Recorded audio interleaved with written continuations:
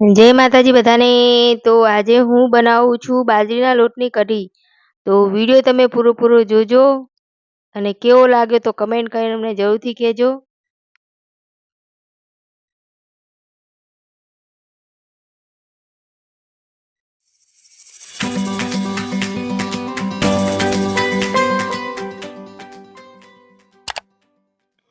કઢીમાં વઘાર કરવા માટે આપણે લસણ લેવાનું છે અને લસણને ફોલી નાખવાનું છે.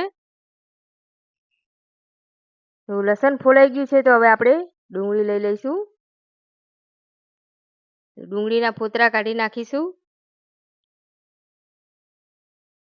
ડુંગળીના ફોતરા કાઢી નાખ્યા છે તો હવે આપણે એને ઝીણી ઝીણી સમારી દેવાની છે.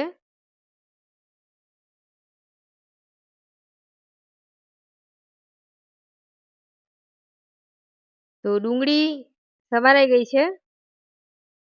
તો હવે આપણે મરચાં સમારીશું.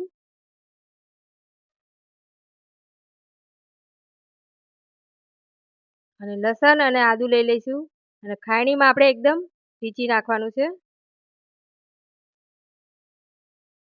લસણ ટીચાઈ ગયું છે. મરચાં, મીઠો લીમડો અને ડુંગળી સરસ ધોઈ નાખ્યા છે. છાશ લીધી છે અને એમાં બાજરીનો લોટ નાખીને એકદમ આવી રીતે મિક્સ કરી દેવાનું છે. તો સરસ એકદમ મિક્સ થઈ ગયું છે તો થોડુંક પાણી નાખીશું અને હવે આપણે કઢીનો વઘાર કરીશું. તપેલામાં તેલ નાખીશું. રાઈ જીરું નાખવાના છે અને રાઈ એકદમ ફૂટી જાય એટલે હિંગ નાખીશું, મીઠો લીમડો, આદુ મરચાંની પેસ્ટ નાખવાની છે, લીલા મરચાં અને ગેસ આપણે ધીમો કરી દેવાનો છે કે વઘાર બળી ના જાય.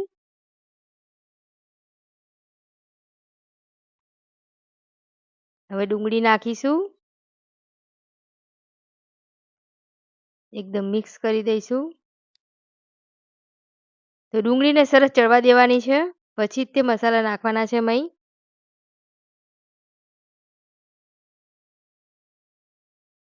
તો ડુંગળી સરસ એકદમ ચડી ગઈ છે તો હવે આપણે મસાલા નાખીશું. ધાણા જીરું પાવડર,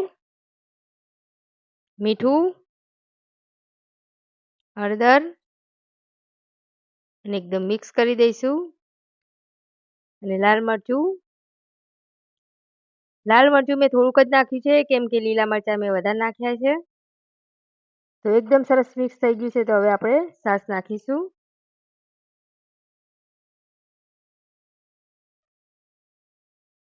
એકદમ ચમચાથી મિક્સ કરી દઈશું. પાણી નાખીશું મય અને કઢીને એકદમ સરસ ઉકળવા દેવાની છે. તો ઢાંકણું ઢાંકી દઈશું. તો કઢી એકદમ સરસ ઉકળી ગઈ છે. તો ગરમ મસાલો નાખીશું મય અને થોડીક વાર એકદમ ઉકળવા દેવાની છે. તો ઢાંકણું ઢાંકી દઈશું. તો કઢી બનીને તૈયાર થઈ ગઈ છે સરસ.